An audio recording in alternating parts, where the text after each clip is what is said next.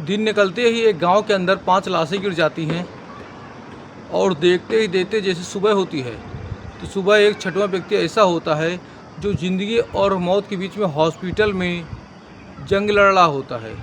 और जैसे सुबह होती है तो अंत में उसके भी प्राण निकल जाते हैं। लोग सोचने को मजबूर थे कि कहीं ऐसा न हो कि वो व्यक्ति दोबारा फिर से आ जाए जो सबकी कत्ल कर रहा है। वो जो व्यक्ति होता है वो कुल्हाड़ी से हर इंसान के 2 टुकड़े करता है, एक लेफ्ट में फेंकता है, एक राइट में फेंकता है, धड़ अलग करता है। बस यही कर रहा था। लोगों को डर हो गया था कहीं वो आदमी रात के फिर से वापस ना आ जाए। जो किसान होते हैं वो अपने खेतों में काम करने के लिए नहीं जाते हैं और जो बच्चे होते हैं उस दिन स्कूल नहीं जाते और महिलाएं भी घर के बाहर नहीं निकलती। सबके अंदर एक सनसनी थी, सबके अंदर एक डर था कहीं वही हत्यारा फिर से वापस ना आ जाए जो इंसान के शरीर को छिन्न भिन्न कर दे। हालांकि पुलिस ने बड़ी मशक्कत के बाद में उस कातिल व्यक्ति को पकड़ लिया था और पूछताछ की जाती है। पूछताछ में जो तथ्य सामने निकल कर आते हैं वह सोचने को मजबूर कर देते हैं। क्या ऐसा भी हो सकता है? आप भी जब ये पूरी कहानी सुनेंगे तो आप भी अपना माथा पकड़ लेंगे। नमस्कार दोस्तों, हमें आपके होस्ट यूट्यूब गुरु अरविंद और स्वागत करते हैं यूट्यूब गुरु अरविंद 2.0 में। अगर आप नए हैं तो चैनल को सब्सक्राइब करें, वीडियो को लाइक कर दें, क्योंकि यहाँ पर आपको क्राइम से रिलेटेड और न्यूज़ से रिलेटेड स्टोरी मिल। दरअसल मैं बात कर रहा हूँ उत्तर प्रदेश में, राजधानी जो है लखनऊ का एक थाना होता है मोहनलालगंज। मोहनलालगंज से 3 किलोमीटर दूर पर एक गांव होता है गौरा। मैं उसी गौरा में हुई घटना की बात करने जा रहा हूँ। असल में एक व्यक्ति ऐसा होता है कि एक महिला होती है संतोषी। उसकी उम्र 35 साल की होती है, घर में काम कर रही होती है और धीरे धीरे अपने पति को आवाज़ लगाती है, अजी सुनिए, आपसे कोई काम का हो तो आपसे होता नहीं है, आप करते नहीं हो, सुनते नहीं हो, आपकी पुरानी आदतें मुझको पसंद नहीं है। पति कहता है, भगवान क्या हो गया, क्यों सुबह सुबह शोर कर रही हो? तो पत्नी संतोषी कहती, मैंने आपसे नमक के लिए कहा था, अब बताओ मैं यहाँ सब्जी बना रही हूँ, नमक नहीं है, फिर आप बाद में झगड़ा करोगी। संतोषी बताओ सब्जी में नमक नहीं डाला। तो पति भी गुस्सा आ जाता है और कढ़ाई में तेल गर्म था, कढ़ाई को उठा के फेंक देता है बाहर, नहीं खाना मुझको सब्जी। दरवाज़ा बंद होता है, दरवाज़ा को लात मार के पति बाहर निकल जाता है। उस घर में 3 बच्चे भी होते हैं जो कि सो रहे होते हैं। पति गुस्से में चला जाता है। तो अभी थोड़ी देर के बाद एक व्यक्ति उस घर में आता है, हाथ में कुल्हाड़ी लिए था, कुल्हाड़ी में बड़ा सा बांस लगा था। वो आते ही संतोषी को देखता, संतोषी उसको देखती है और चौंक जाती है, करे तो क्या करे।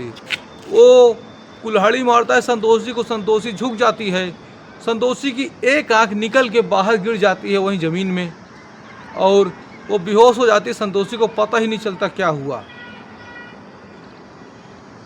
चीख पुकार की आवाज़ सुन के अंदर 3 बच्चे सो रहे होते हैं।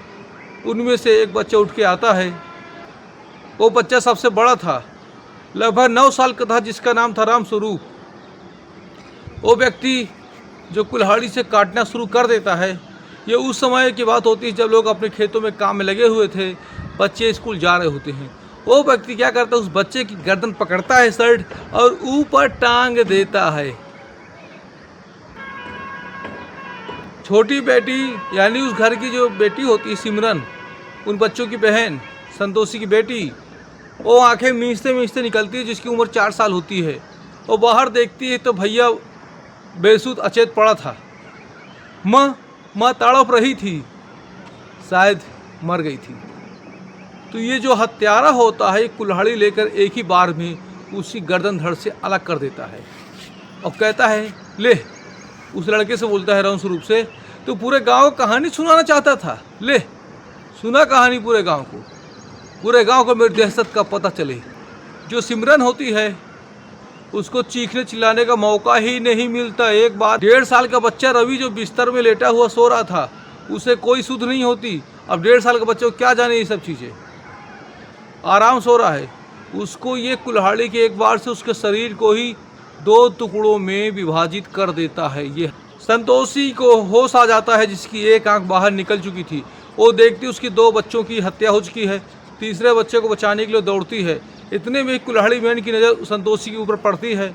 वो 5-6 वार करता है तो संतोषी सामने पड़ोसी का घर होता है माधुरी का। वो कहती है रोज़ इस घर में लड़ाई झगड़ा होता है, मैं तंग आ गई। अपने बच्चों से कहती तुम यहीं रुको, मैं अभी आती हूँ। इनको डांट के आती है संतोषी का पति बहुत झगड़ा करता रहता है। जैसे संतोषी घर जाती है वहाँ लाशों को देखती है, वापस भागती है चीखते हुए, लेकिन उसको अपने घर वापस आने का मौका नहीं मिलता क्योंकि दोनों घरों के बीच में खड़ंजा होता है, वहीं पर गिर जाती है। होता क्या है कि जो माधुरी होती है पड़ोसी जो आई थी देखने, उसके सिर में भी लगातार 5-6 वार किए जाते। माधुरी के 2 बच्चे होते राजेंद्र और जितेंद्र, 11 साल के 9 साल के, वो भी आते हैं माँ को बचाने, तो उन पर भी वार करके उनकी भी हत्या कर दी जाती है। किसी को संभलने का मौका ही नहीं मिलता है भाई। बेटी संगीता आती है, उस पर भी वार किया जाता है, लेकिन संगीता पर उतना वार नहीं हो पाता जितना वार पहले किया गया था। बाकी माधुरी की बेटी संगीता 3 किलोमीटर तक भागती है, जब तक वह मोहनलालगंज थाने नहीं पहुंच जाती। वहां जाती है, सिपाही से कहती है साहब बचा लो, सबको मार डालेगी। सिपाही कहते तो पागल हो गई क्या, चिल्ला रही फालतू में। वो अपनी पट्टी खोल देती है, जो पट्टी क्या उसने दुपट्टा बांध रखा था जो खून। श्री अशोक कुमार शुक्ला तुरंत अपनी टीम को कहते हैं कि चलो गाँव। वो टीम के साथ दबिश डालते हैं उस गाँव में। जैसे वे गांव में घर पहुंचते हुए देखते हैं वहां का मंजर, हैरान हो जाते हैं। 50 साल की माधुरी की लाश पड़ी थी, संतोषी की लाश पड़ी थी, उनके बच्चों की लाशें पड़ी थी, 5 लाशें पड़ी थी। संगीता को अस्पताल में भर्ती कराया जाता है, लेकिन सुबह तक जैसे सवेरे निकलता है तो उसकी भी मौत हो जाती है। यहाँ पता नहीं चलता किसने किया। 11 साल का बच्चा घायल होता है। यहाँ पर मुकदमा दर्ज कर लिया जाता है 265/2009 IPC की धारा 302-301 के तहत। डर की वजह से बच्चे स्कूल नहीं जाते, किसान खेतों में काम करने नहीं जाते, महिलाएं घर के बाहर नहीं निकलती। पुलिस को कोई सुराग नहीं मिलता। कई महीने के बाद पुलिस को पता चलता संतोषी का पति जो सरवन होता है, सरवन जो कि अपनी भाभी के यहाँ चला गया था, उसका अपनी भाभी से अवैध संबंध चल रहा होता है। वे लोग जब भी मिलते थे संतोषी इस बात का हमेशा विरोध किया कर। सरवन को ये बात बर्दाश्त नहीं होती थी, इसलिए सरवन की भाभी और सरवन संतोषी को रास्ते से। संतोषी जब उस दिन कहती है कि नमक लाने के लिए तुमसे 10 बार कहा, तुम सुनते नहीं हो, 10 बार मैं बोल चुकी नमक ले आओ, तो बस इतनी बात में ही सरवन गुस्सा हो जाता है, कुल्हाड़ी लेकर आता है पूरे परिवार की। और पड़ोसी माधुरी की इसलिए हत्या की जाती है कि वो हमेशा आती थी, उससे कहा कि तुम हमेशा शुरुआत में पुलिस माधुरी के बेटे नन्हे को गिरफ्तार करती है। नन्हे पे आरोप लगता है, लेकिन नन्हे कहता है साहब मैं तो उस दिन गाँव में था ही नहीं, मैं तो पड़ोस गाँव में टेंट लगाने गया था। पुलिस जांच पड़ताल करती, पुष्टि करती, हाँ नन्हे वास्तव में दूसरे गांव में पड़ोस में लुक्का राम हलवाई की बेटी की शादी थी, तो वहां पर टेंट का काम कर रहा था। इस घटना की सुनवाई 8 साल तक चलती है और 2017 में फैसला आता है।